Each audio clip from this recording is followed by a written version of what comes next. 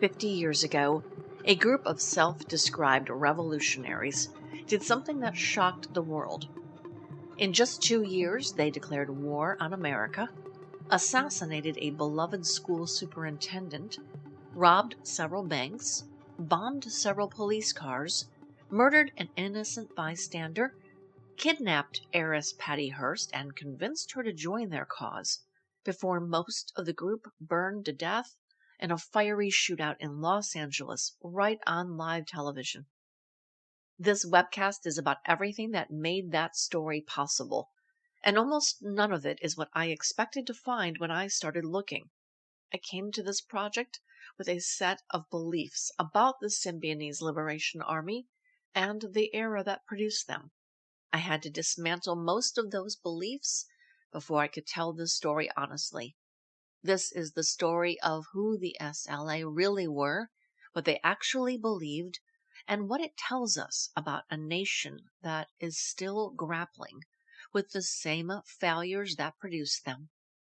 This is House on Fire, Patty Hearst, the SLA, and the Seduction of Revolution.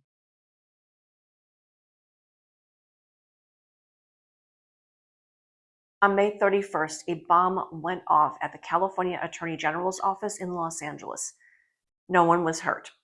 The Weather Underground claimed the attack and dedicated it to their sisters and brothers in the SLA. It was the kind of gesture that meant something symbolically and almost nothing practically. The surviving members of the SLA had no relationship with the Weathermen, no way to reach them, no way to convert solidarity into actual help. They remained exactly as isolated as they had been before the bomb went off. Then on June 3rd, the Harrises read something in the newspaper that they hadn't known about, which happened the day before. A gathering had taken place near the UC Berkeley campus, a memorial for the 6 SLA members killed in Los Angeles. By Berkeley's standards, it was a modest turnout, somewhere around 400 people, without any of the prominent names or established organizations that usually anchored events like this. What it lacked in size, it made up for in sincerity. The people who organized it had genuinely known and cared about the dead. The evidence was in the staging itself. Bottles of Akadama plum wine lined up across the front of the small platform, a quiet tribute to Sing Q's favorite drink. One speaker carried the event. Kathy Solia came by her stage presence honestly. She was a trained actress, which was also how the Harrises had come to know her in the first place. She had been Angela Atwood's closest friend. SLA soldiers, she told the crowd, although I know it's not necessary to say, keep fighting. I'm with you and we are with you. She looked out at the people gathered and said it plainly. I am a soldier of the SLA.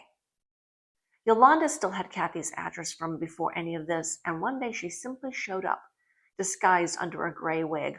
The two women embraced, and then Solia called her boyfriend Jim Kilgore, who gathered what cash he had on hand, several $100s, and turned it over. Kathy promised more was coming, this time from her younger sister Josephine. The first installment was enough to get Tico's car out of the repair shop. The next night, Kathy delivered $1,500 more, drawn, she said, directly from Josephine's savings. The movement's most visible faces were gone. 6 deaths, examined in forensic detail, 6 funerals held in separate states. And yet, here in the Bay Area, the remnants found solidarity and support, not just the Solias and Kilgore, but the mass gathering from days before. It was exactly as much encouragement as Yolanda, Tico, and Tania needed to decide that the Symbionese Liberation Army would go on.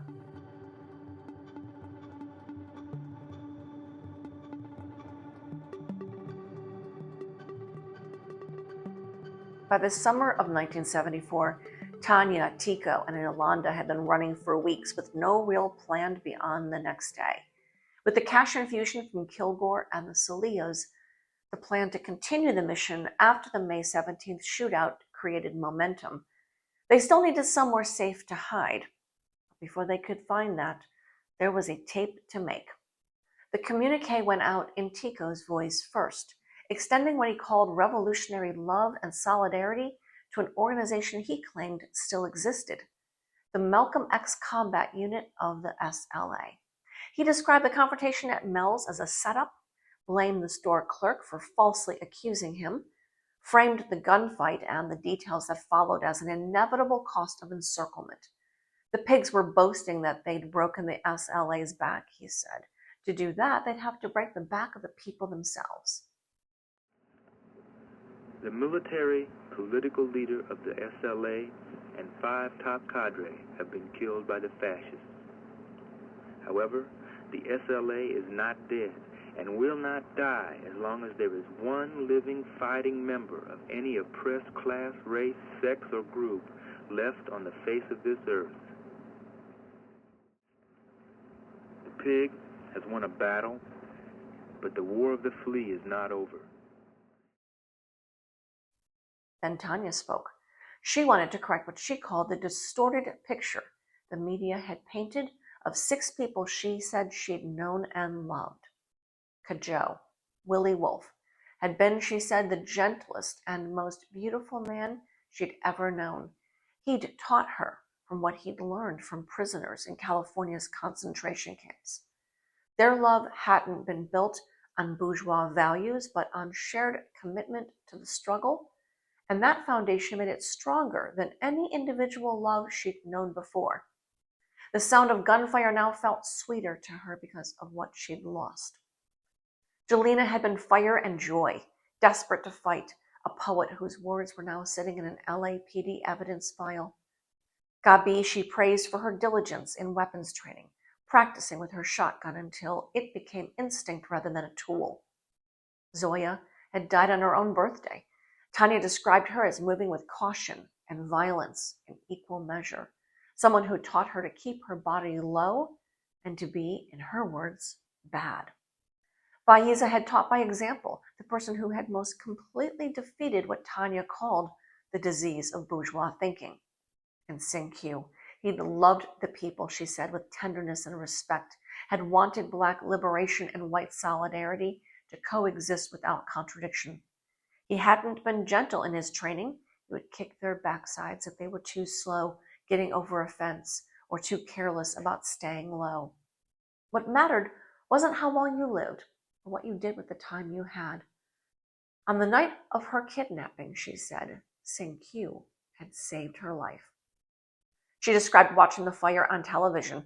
The only way to describe watching her own comrades burn, she said, was that a battalion of police had needed incendiary weapons to defeat a single fire team of guerrillas because they couldn't be beaten any other way. It enraged her, she said, to see investigators afterward handling the recovered weapons, holding Cajo's watch still ticking. She said he might have laughed at that. Whatever this tape was, performance, conviction, some inseparable combination of both, it was heard by a person who weeks later would offer the 3 surviving SLA members something they badly needed, a place to disappear. That hiding place came through a man named Jack Scott. Scott had grown up in Scranton, Pennsylvania, the son of a once prosperous tobacco family whose fortunes had collapsed under his father's drinking. He'd gone on to become sports editor at Ramparts magazine and had founded an institute dedicated to exposing the exploitation of athletes, challenging coaches, confronting racism in collegiate and professional sports, questioning how injured players were treated by the institutions that used them up.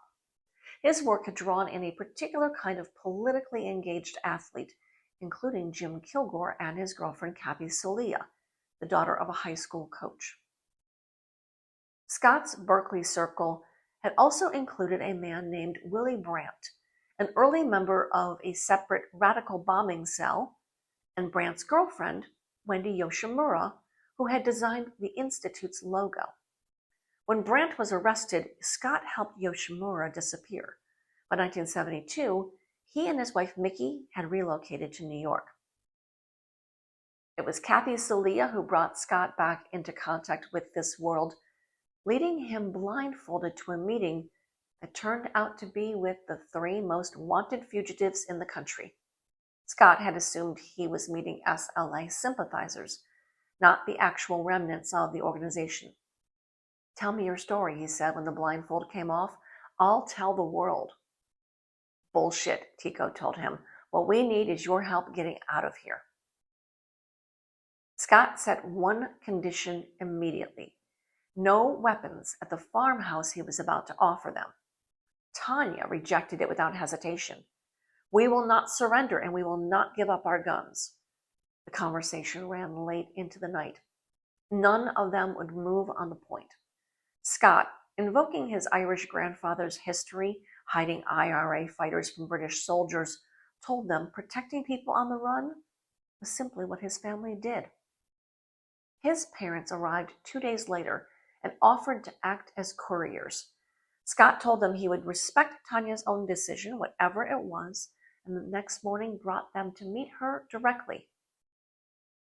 She agreed to travel east with Jack's parents, separately from the Harrises, the thinking being that the Harrises would feel safer with the most recognizable fugitive in America traveling a different route.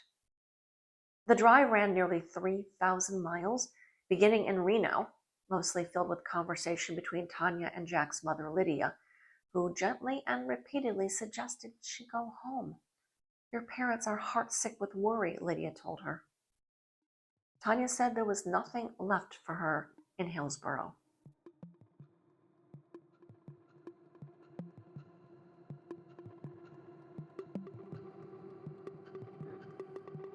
The story of the kidnapping was, by late May, no longer being argued only in communiques and security camera footage. It was now being argued in courtrooms and over family dinner tables, and the gap between those arguments was widening. Cecil Poole, a former United States attorney offering his services to the Hearst family, told reporters that Randy and Catherine were furious at the way Los Angeles authorities were characterizing their daughter following Mel's sporting goods. The Los Angeles district attorney had filed 18 separate charges against her, including kidnapping, robbery, and assault with a deadly weapon, and told the press flatly that in his office's assessment, Patricia Hearst had been acting on her own free will throughout. Poole called the statements prejudicial and unfair. "She was a young girl who was kidnapped," he said. "Something happened to her, and now they are calling her a fugitive on the run." Patricia's younger sisters, Anne and Vicky, released their own 8-minute tape that same week, their voices wavering through an appeal that was less legal argument than plain fear. Vicky told her she hoped she wouldn't throw her life away on a war that didn't exist, that the family just wanted to see her alive and unharmed. "This is the only voice from the family I think you'll trust," she said. "I wouldn't sit and lie to you." Anne added that she didn't think anyone should die for a cause, however genuinely felt.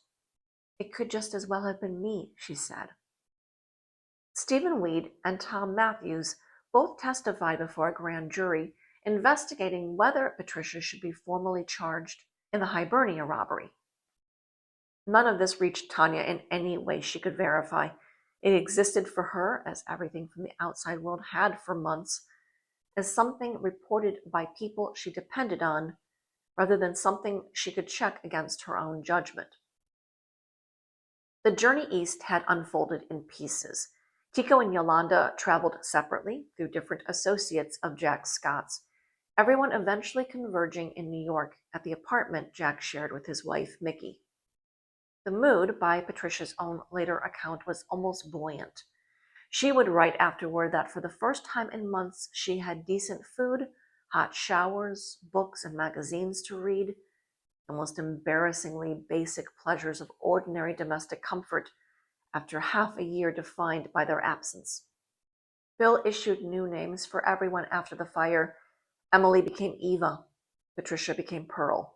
Neither name stuck, and within the group, people kept reverting to the names they'd carried since Daly City or their real names. A knock at the door introduced a new figure into the group, a small Japanese woman calling herself Joan Shimada. She was, in fact, Wendy Yoshimura.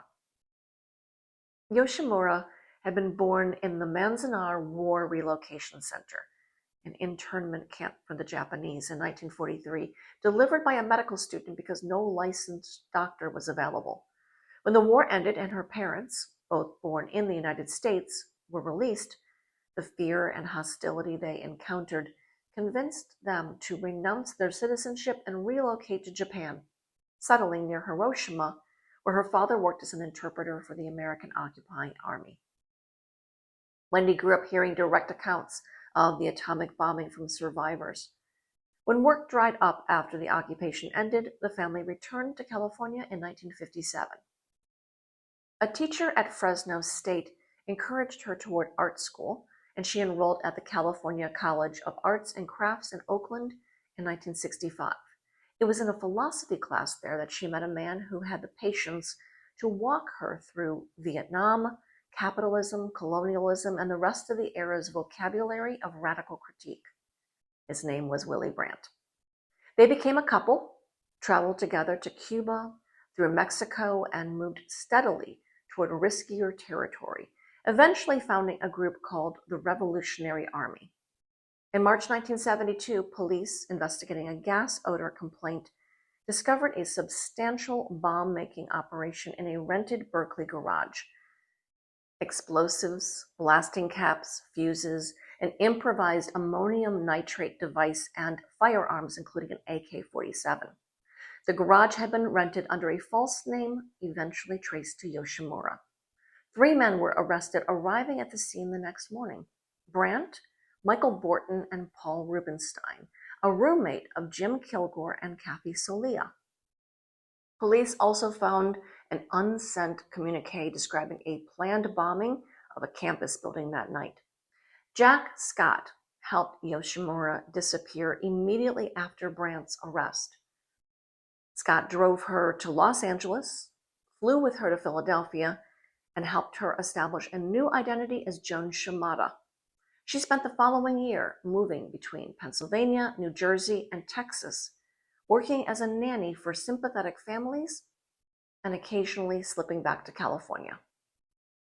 In July, Scott tracked her down in New Jersey with a proposition: a replacement car and $600 if she would help look after the Harrises and Hearst at the farmhouse for the summer.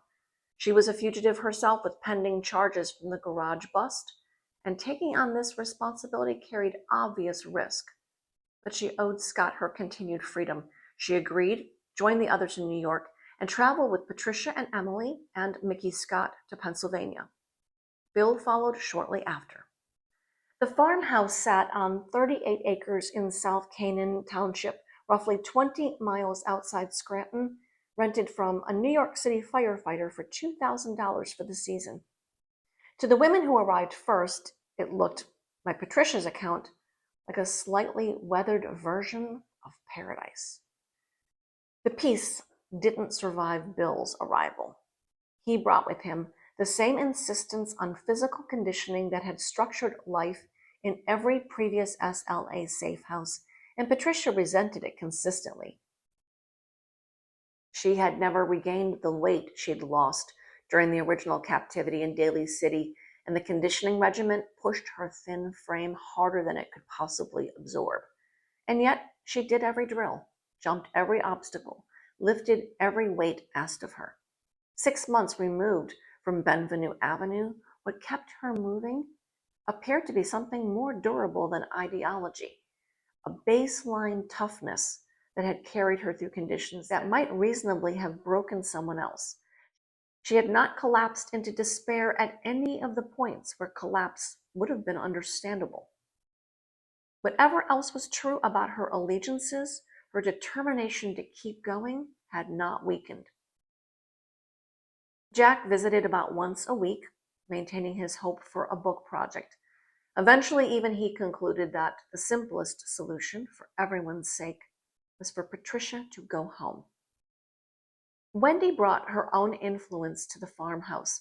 A committed and well-read feminist, she gave Patricia a steady supply of books and articles, an intellectual current running alongside the physical drills and the daily business of 3 fugitives and their caretakers, trying to get through the summer without being found.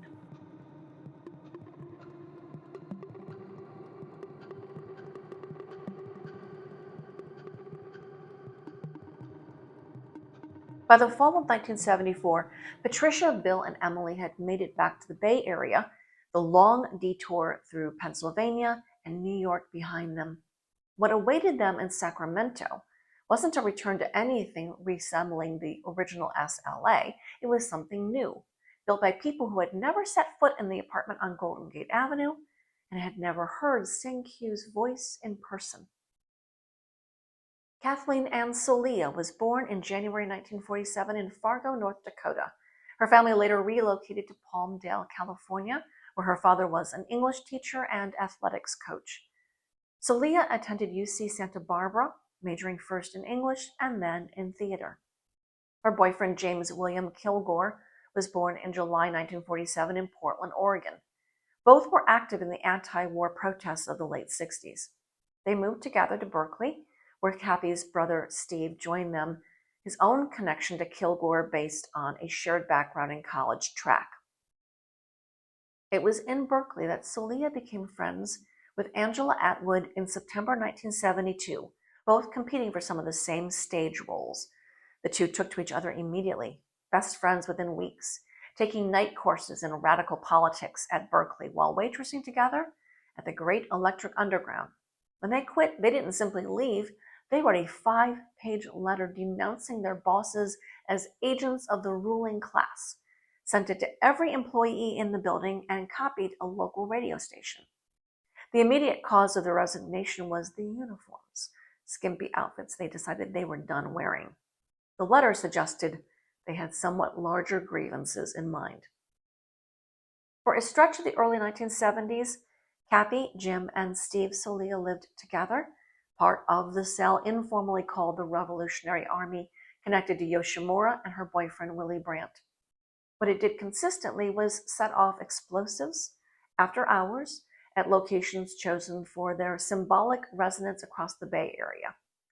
To pay the bills, Kilgore and Steve worked as house painters for a company belonging to a recent Cal graduate named Michael Borton. Borton and Kilgore filled a Berkeley garage with bomb-making materials, and by one later admission, the group detonated something like a dozen devices across 1971 and 1972 without ever causing injury. Their collaborator in renting that garage was Willie Brandt, and Wendy Yoshimura had signed the lease. This was the world Kathy Solia was living in when May 17th happened. It was not in any direct sense the SLA's world. None of these people had been in the room in Concord or Daly City or on Golden Gate Avenue. But this world was adjacent to the SLA in every way that mattered. The same Bay Area radical ecosystem, the same vocabulary, the same willingness to move from rhetoric into explosives, and now, after the fire, the same name. Kathy Solia had been part of Jack Scott's circle from the start, connected through Jim Kilgore and the world of politically engaged athletes that had formed around Scott's Institute. She was sharp, articulate, and intensely serious about the causes that had drawn her into Berkeley radicalism: feminism, anti-imperialism, the prison movement. She had also lost a close friend to the fire on East 54th Street. Her sisterhood with Angela Atwood meant that joining what remained of the SLA was not an abstract ideological commitment. It was personal. She wanted, in some sense, to finish something that had cost her someone she cared about. Jim Kilgore had been a track star before he became a radical, a serious athlete whose politics had developed alongside his sport, partly through his relationship with Scott's Institute and its critique of how college athletics exploited the young men who built it. He was steady, capable, and willing to do the logistical work that kept an underground organization functioning, arranging rides, securing apartments, managing the small daily mechanics that the original SLA had once handled clumsily. Josephine Solia, Kathy and Steve's sister, moved in the same circle, drawn by the same family ties and Berkeley-adjacent radical milieu that had produced her siblings' politics. She was less publicly visible than Kathy in these early months, but present, embedded in the same network of safe houses and shared apartments the group was assembling across Sacramento and the East Bay. Steve Salia was perhaps the most outwardly ordinary of the new recruits.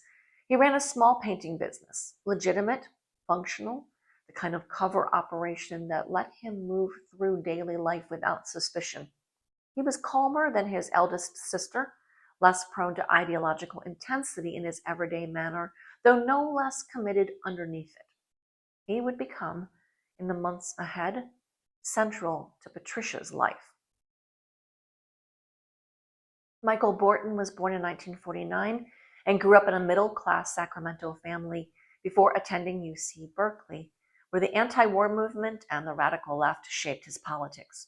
He was one of the men arrested outside Willy Brandt's bomb factory garage in 1972. He was wild, bright red hair, 2 chipped front teeth, a dragon tattoo, a fitness regimen built around weightlifting and runs of up to 20 miles daily, and an open relationship with drugs that distinguished him from almost everyone else in the organization. He clashed immediately with Bill Harris, who still saw himself as a disciplined Marine-style revolutionary and found Borton's impulsiveness offensive to that self-image. What this new group intended was a continuation, not a rebuilding of the SLA's original structure, but a commitment to keeping the organization's name and stated mission alive through action. They believed, with the same sincerity the founders had brought to the manifesto a year earlier, that the diagnosis remained correct even though the original messengers were gone. American racial capitalism, the prison system, the structures the manifesto had named as enemies, none of that had changed because 6 people had died in a fire on television. If anything, the new recruits seemed to feel an obligation to prove that the deaths hadn't been the end of the argument. What they lacked was the original group's intellectual architecture. Ms. Moon was gone. Faiza was gone. Sin-Q was gone. The people who had built the SLA's ideological framework from library research and revolutionary theory were no longer there to refine or direct it. What remained was Bill Harris, talking constantly and compulsively, performing a discipline he didn't entirely possess. Emily, channeling her intensity into logistics and quick draw practice in front of mirrors, and a collection of new people with their own politics, their own grief, and their own reasons for believing this was still worth doing. The bombing campaign that emerged from this reconstituted group looked different from anything the original SLA had attempted.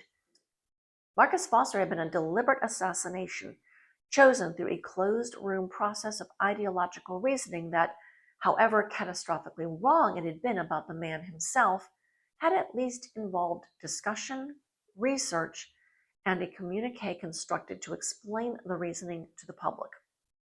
The kidnapping of Patricia Hearst, likewise, had been planned for months. The bombings that followed in late 1974 and into 1975 were aimed instead at institutional targets, police facilities, government buildings, chosen for their symbolic value as representatives of the state apparatus the manifesto had always named as the enemy. Nobody died in these attacks. They produced property damage and, increasingly, exhaustion rather than revolutionary momentum. The communiques that followed each bombing tried to recapture the rhetorical intensity of Faiza's writing and Sin-Q's declaration, but without the same intellectual scaffolding behind them. The language felt like an echo of something rather than the thing itself.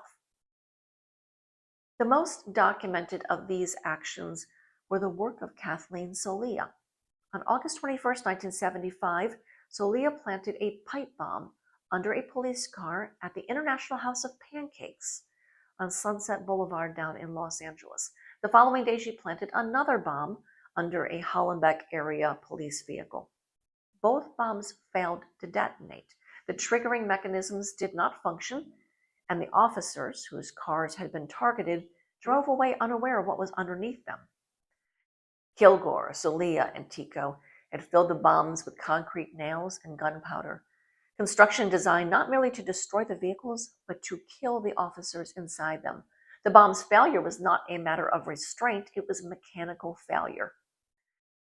Jim Kilgore was separately suspected of bombing 2 sheriff's deputies' cars at the Marin County Civic Center. These were not the actions of people who had stepped back from violence. They were the actions of people whose capacity for violence had survived the fire on East 54th Street and reconstituted itself around a smaller, more dispersed, and ultimately more exhausted organization. Living arrangements settled into a rough division across several apartments. Wendy Yoshimura and Emily Harris shared one. Kilgore and Borton took another. Kathy and Steve Solia, along with Patricia, moved into an apartment on Capitol Avenue. Bill drifted between households, depending on who could tolerate his presence on a given day. In fact, nobody bothered to disguise, including Patricia herself, who told Steve directly that she could no longer stand being around Bill and Emily.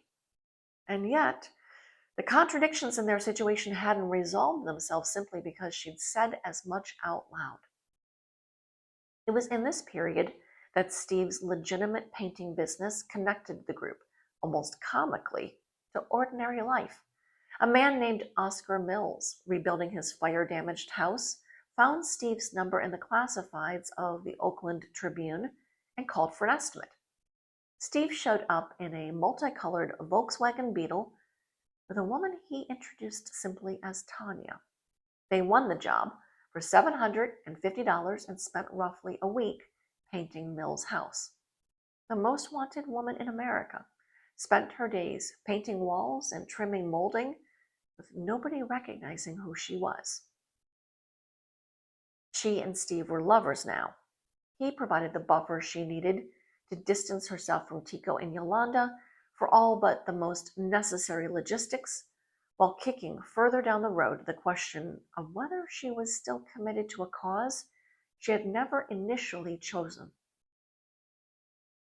This was the second wave of the SLA, serious people who had joined after watching the cost of seriousness play out on live television, building something that looked like continuity and felt from the inside like an effort to sustain a momentum that had already, in the most literal sense, burned itself out.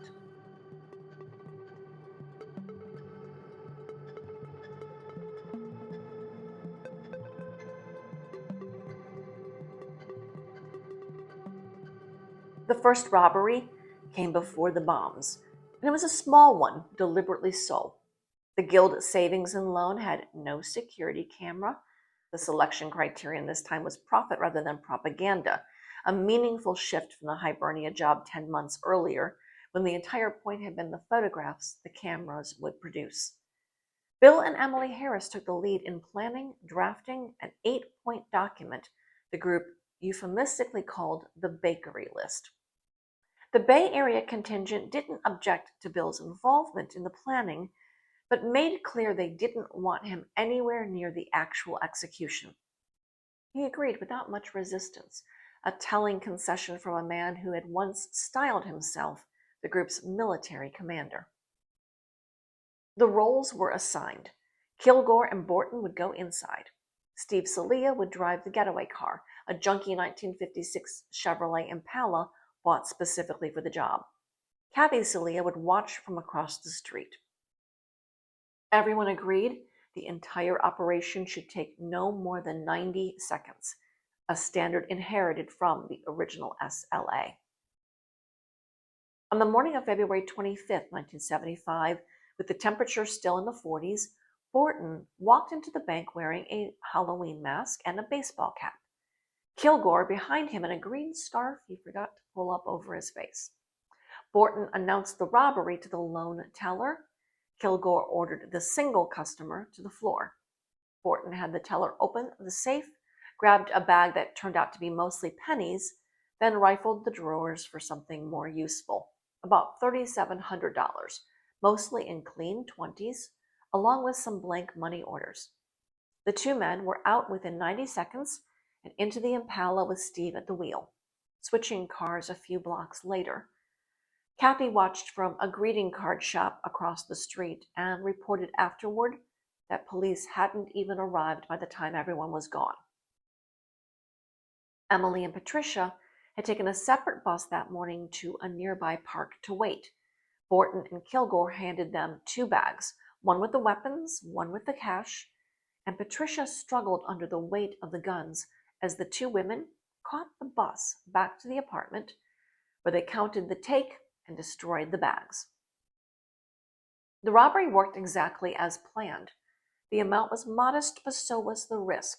With only 2 people inside, police treated it as an ordinary stick-up and never connected it to the SLA. For an organization whose original incarnation had been defined by catastrophic operational failures, the parking ticket in Sinky's van, the unmailed envelope, the 6 locks on a door, the guild job represented something the SLA had rarely managed, a clean operation that nobody noticed at all. Patricia remained by this point the only surviving member of the original organization who had personally held a weapon on customers inside a bank. Bill and Emily's role at Hibernia had been limited to the getaway. She was tasked with scouting additional targets, and the group settled on Crocker National Bank in Carmichael, a Sacramento suburb chosen for the same reason as the Guild branch: no cameras and routinely more than $100,000 on hand.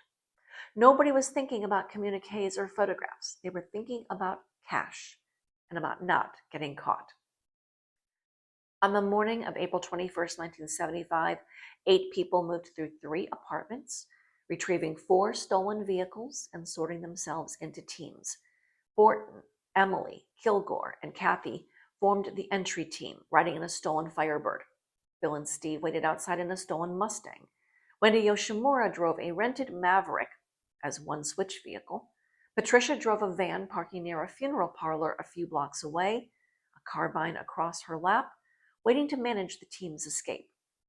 Borton and his 3 colleagues entered behind a woman named Myrna Opsahl, who had come to the bank that day with 2 friends to deposit her church's collection money. Borton began shouting immediately, waving a revolver, ordering everyone to the floor. The others pulled on ski masks and raised their own weapons. Kathy moved toward the tellers. Kilgore covered the door. Emily drew a sawed-off shotgun and began calling out the seconds, the same 90-second standard the group had used at Hibernia and at the Guild. 15 seconds, Emily said, turning toward the customers. Get down, get down. Myrna Opsahl hesitated, perhaps looking for somewhere to set down the deposit bag she was carrying. Emily's shotgun discharged. Opsahl went down, a massive wound opening in her side, and the bank fell into stunned silence. Her friends lifted their heads, and Borton screamed them back down. At 30 seconds, Emily was demanding traveler's checks the bank didn't have.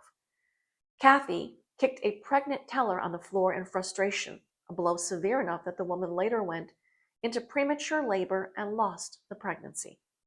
At 90 seconds, Emily called the cutoff, and the 4 ran for the doors, stepping around Opsahl's body on their way out. Someone in the car afterward wondered aloud whether she might survive. Kilgore said no, he'd seen her. Emily later told Patricia, after reading about Myrna in the papers, that it didn't matter.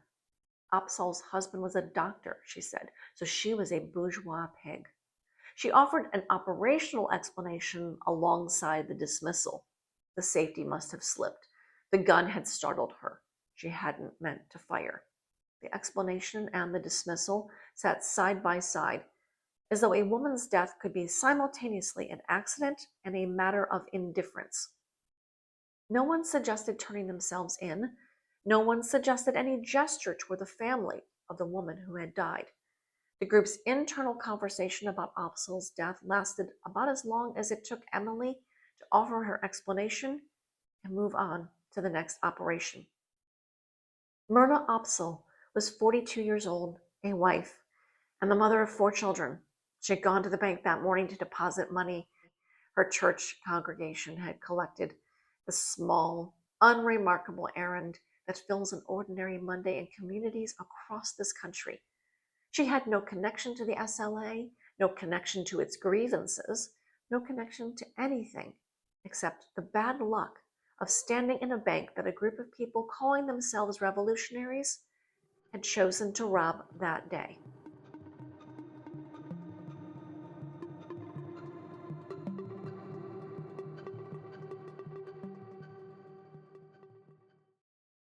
This series spent earlier episodes restoring Marcus Foster to full human dimension, insisting that the audience understand exactly who he was, what he had built, what was lost when the SLA decided his life meant less than their cause. Myrna Opsahl deserves precisely the same restoration and has received almost none of it in 50 years of retelling. She was not a symbol of anything. Marcus Foster had been killed deliberately after weeks of discussion by people who believed, however wrongly, that they were executing a calculated political act. Myrna Opsahl was killed by accident, by a nervous hand on a shotgun, and then dismissed in the same breath that explained the accident away.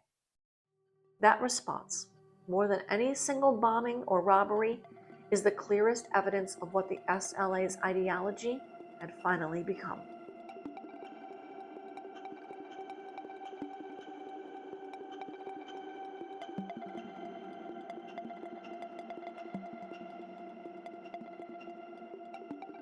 By the summer of 1975, Patricia Hearst was living something that resembled, more closely than anything in the preceding 18 months, an ordinary life.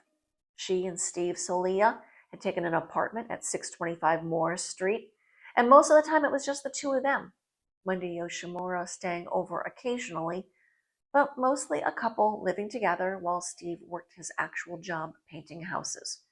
Patricia spent some of this period writing for a women's study group within the group's remaining circle, producing material that read less like SLA communiques and more like the broader feminist and sexual liberation writing circulating through the counterculture at the time. She wrote about dismantling the assumption that a relationship had to be monogamous to be legitimate, language that fit comfortably within the era's politics and said almost nothing on its surface about revolution or guerrilla warfare at all. It was a domestic arrangement. Whether it was also still captivity in some psychological sense that simply no longer had a visible architecture, or whether it had become something closer to an actual choice, is the question this act cannot resolve any more cleanly than the rest of this series has been able to. The unraveling that ended this period began, improbably, with Jack Scott's brother. Walter Scott was, even to his family, a man of considerable mystery. 9 years older than Jack, a University of Pennsylvania graduate, a Marine veteran of Vietnam, whose life afterward drifted into territory nobody could fully verify. He told his parents he'd worked as a military assassin in Cambodia, later that he'd done electronic surveillance work for the NSA, and more recently that he'd been selling his services as a mercenary in places like Libya. He was the one person Jack's parents had specifically warned must never learn about the farmhouse. He learned anyway. The most plausible explanation is that he resented his brother for exposing their parents to the legal risk of harboring federal fugitives. Around 2 a.m. on January 31st, 1975, Walter Scott staggered into a Scranton police station, drunk, and told them everything he knew. His account was disjointed, but enough held together for local police to bring in the FBI. He didn't have a precise address, but he gave agents enough to locate the farm within days. They found it abandoned, ran a forensic sweep, and recovered Bill Harris's fingerprints from broken glass and Wendy Yoshimura's from a discarded newspaper. Dogs trained on Patricia's scent responded to the bed where she had slept. This put the Bureau's full attention onto Jack and Mickey Scott. By the time agents confirmed their role, it was already spring of 1975, and Jack hadn't seen Patricia since dropping her off in Las Vegas the previous fall. When he learned the FBI was looking for him, he and Mickey went briefly underground, at one point staying with basketball star Bill Walton. Jack retained Michael Kennedy, a San Francisco attorney known for representing countercultural figures, who laid out the legal mechanics clearly. Taking the Fifth would likely earn Jack immunity, and immunity would strip away his right to refuse to testify. The only way to avoid both testifying and indefinite jailing was to refuse outright and accept a criminal contempt charge, which would require a grand jury indictment and a full public trial. Kennedy's strategy was to make the refusal as public as possible. On April 9, 1975, Jack and Mickey stood at Glide Memorial Church with Kennedy and Bill Walton beside them and announced they would never cooperate with the investigation. Jack framed it as a matter of conscience, citing Watergate, Vietnam, and what he called a morally bankrupt government. After the press conference, Randy Hearst reached out to Jack directly, working through a Rolling Stone reporter to arrange a meeting Jack could trust wasn't an FBI trap. Randy's first question was simple. Did Jack believe Patricia had genuinely joined the SLA? Jack told him yes. Randy's response wasn't to argue, but to plead a different point, that whatever the truth of her commitment, he could not let her go to trial behaving the way she had been behaving, combative and unrepentant, because it would guarantee she would spend the rest of her life in prison. Walter Scott's tip had given investigators more than just the farmhouse. He also named a young journalism student, Jay Weiner, who had attended an odd birthday gathering at the farm the previous summer. On March 11, 1975, two unmarked cars boxed him in at Oberlin College. He told them the truth without much resistance, that he'd been a protege of Jack's, that the invitation had come through that relationship, that he'd immediately recognized Patricia Hearst, but hadn't known the identities of the others until Jack told him later. The connection between Wendy Yoshimura and Willie Brandt, still imprisoned for the Berkeley bombing case, turned out to matter enormously. Agents pulled the visitor logs from Brandt's prison file and found the names Josephine and Kathy Solia recorded there.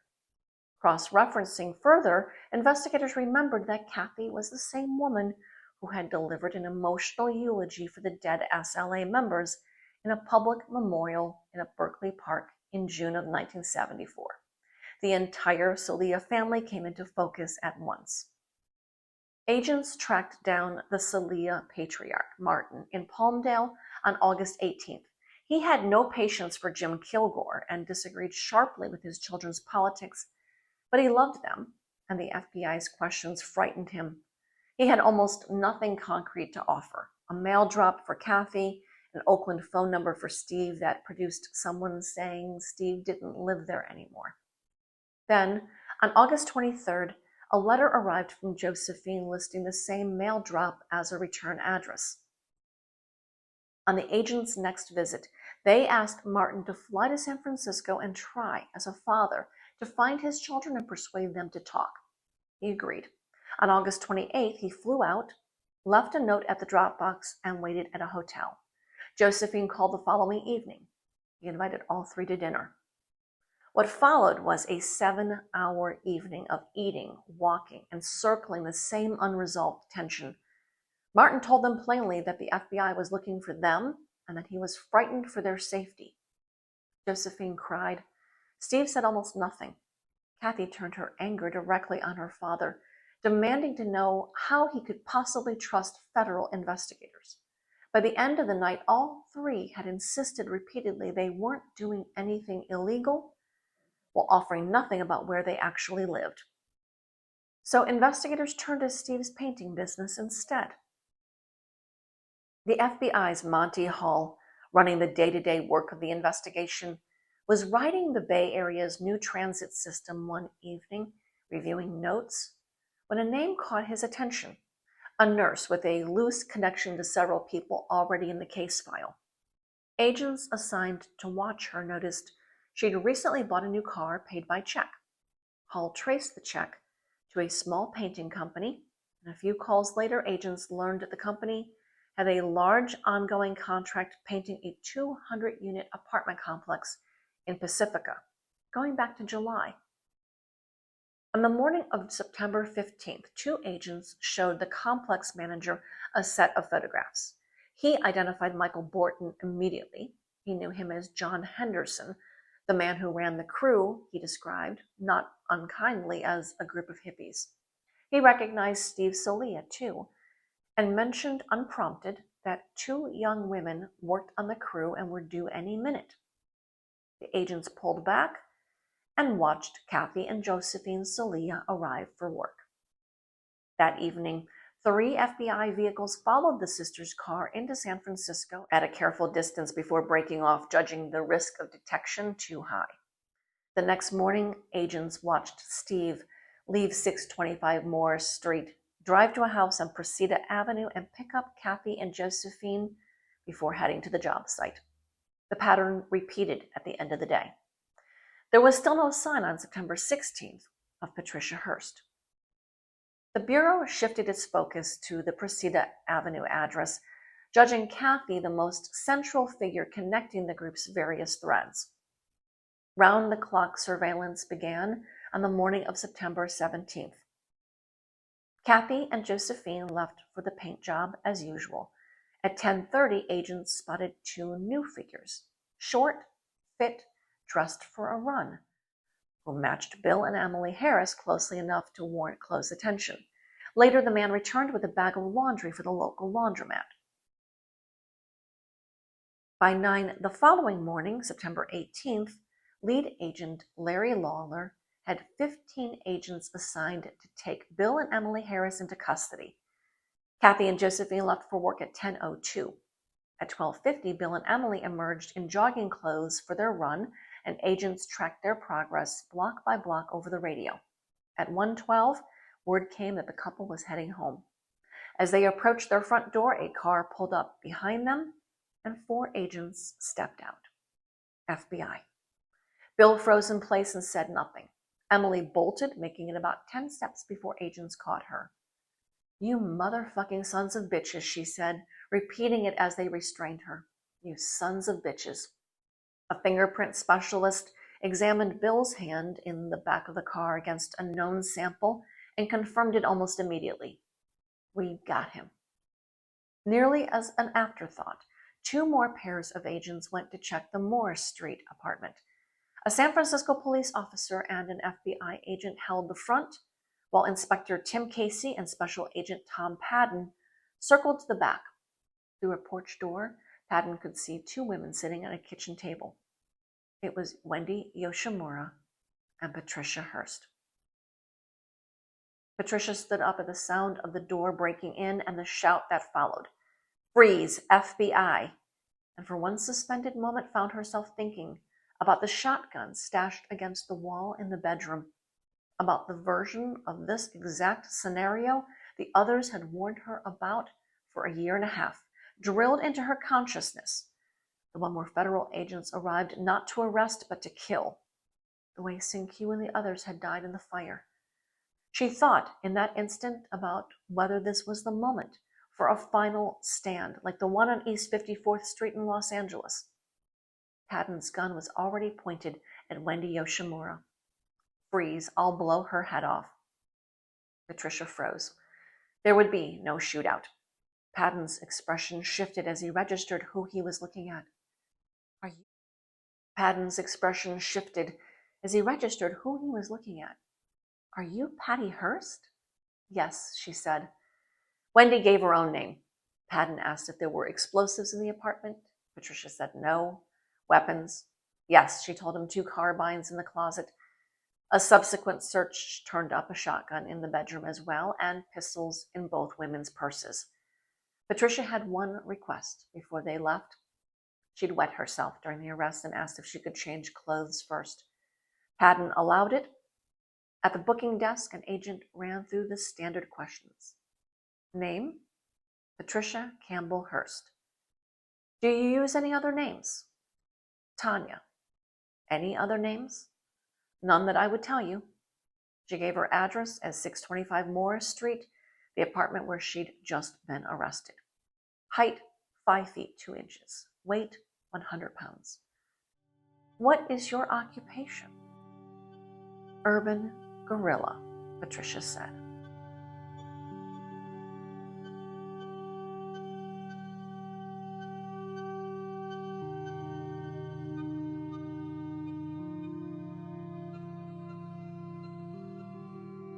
The search for Patricia Hearst took 19 months and cost the federal government an estimated $3.5 million. 10 months into the investigation, Special Agents Ellie Turner and Tony Murray told a reporter from the Village Voice that the Bureau had made more than 25,000 attempts to interview potential sources. More than half the people contacted had simply refused to talk. That investigation was over now. The Symbionese Liberation Army, in any operational sense, ceased to exist on September 18, 1975. Patricia Hearst, Bill Harris, Emily Harris, and Wendy Yoshimura were in federal custody. More arrests would follow. The organization that had spent 2 years communicating through tape recordings, communiques, and grainy security camera footage was about to be handed over to an institution built for none of those formats, a courtroom, where the rules of evidence and the burden of proof would replace the manifesto's certainty with something far less absolute. The criminal charges were numerous: kidnapping, armed robbery, assault, the accumulated weight of 19 months of fugitive life. But the deeper judgment, one the country had effectively already started rendering the moment the Hibernia security cameras developed their film, was never really a legal question. It was a question about identity, about coercion, about what survives in a person after months of isolation and indoctrination and what doesn't. A jury would eventually be asked to answer it within the narrower vocabulary the law provides: guilty or not guilty, free will or duress. The country had been arguing about that since April of 1974, and a verdict, whatever it turned out to be, was never going to fully settle it. Was she a victim, kidnapped at gunpoint, and never genuinely free again from that night forward? Or was she, as the San Francisco County booking sheet now formally recorded, an urban guerrilla who had simply told the truth about herself for the first time? Was the raised fist inside the back of the squad car a glimpse of something real, the last unguarded gesture of a woman who had spent a year and a half building a different self because the original had been taken by force? Or was it one more performance, indistinguishable by now, even to the person performing it, from whatever remained underneath? This series does not pretend to answer that question in this episode. What the next episode examines is something narrower and just as revealing: how an American courtroom, built to produce binary verdicts, tried to process a question that may not have a binary answer.